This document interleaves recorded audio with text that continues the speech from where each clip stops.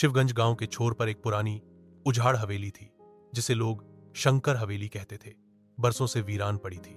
गांव वालों का कहना था इस हवेली की सीढ़ियों के नीचे कोई औरत हर रात बैठी रोती है। माँ माँ की आवाजें आती थीं। कुछ ने बाल बिखरे हुए देखे थे, कुछ ने बच्चों को पुकारती परछाई। बच्चे उधर से भी नहीं गुजरते थे। बुजुर्ग बस भगवान का नाम लेकर चुप हो जाते। शहर से एक नवयुवक शिक्षक नीरज वर्मा की शिवगंज स्कूल में नियुक्ति हुई। सरकारी आवास न मिलने पर उसे वहीं शंकर हवेली में ठहरने को कहा गया। गांव वालों ने हाथ जोड़ लिए। बाबूजी वहां मत जाइए, वो जगह ठीक नहीं है। नीरज मुस्कुरा दिया। मैं पढ़ा लिखा आदमी हूं, ये सब मन का वहम है। भूत भूत कुछ नहीं होते।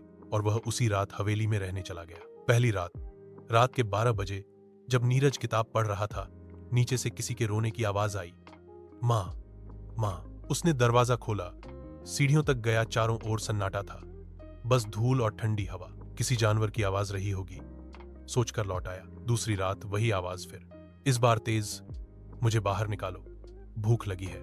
नीरज नीचे गया। देखा सीढ़ियों के नीचे एक जंग लगा लोहे का दरवाजा था।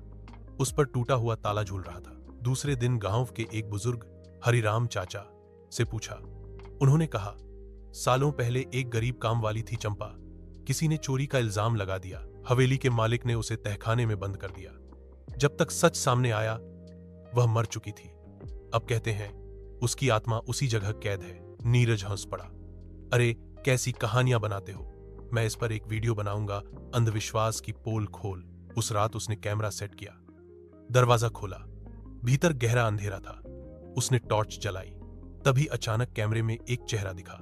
उलझे बाल, पीली आंखें और फटी साड़ी में बैठी चंपा। नीरज घबरा गया, पीछे मुड़ा, मगर दरवाजा अपने आप बंद हो गया। वह चिल्लाया, दरवाजा पीटा, कोई है? प्लीज निकालो।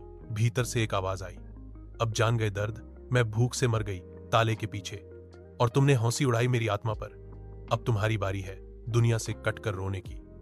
कमरे की दीवारें कांपने लगी। चारों तरफ से बच्चों की सिसकियां और औरत की चीखें गूंजने लगी। अगली सुबह गांव के लोग दौड़ते हुए आए। नीरज के कमरे का दरवाजा खुला था। कैमरा जमीन पर टूटा पड़ा था। अंदर कोई नहीं था, बस एक पन्ना पड़ा था। मैंने अंधविश्वास कहा, और अब उसी विश्वास में कैद हूं। किसी की मजबूरी पर कभी हौसला नहीं चाहिए। कभी कभी जो कहानियां लगती हैं वो किसी की अधूरी चीखें होती हैं। उस दिन के बाद से नीरज कभी नहीं दिखा। शंकर हवेली को फिर से बंद कर दिया गया। लेकिन गांव वालों का कहना है अब सीढ़ियों के नीचे दो परछाइयां बैठती हैं, एक औरत और एक युवक। अज नैतिक शिक्षा, मॉरल ऑफ द स्टोरी, कभी किसी की मजबूरी, दर्द या पीड़ा पर हौंसी मत उड़ाओ। जिसे तुम झूठ या वहम समझते हो वो किसी की आखिरी सिसकी हो सकती है। ज्ञान का घमंड कभी इतना ना हो कि इंसानियत मर जाए।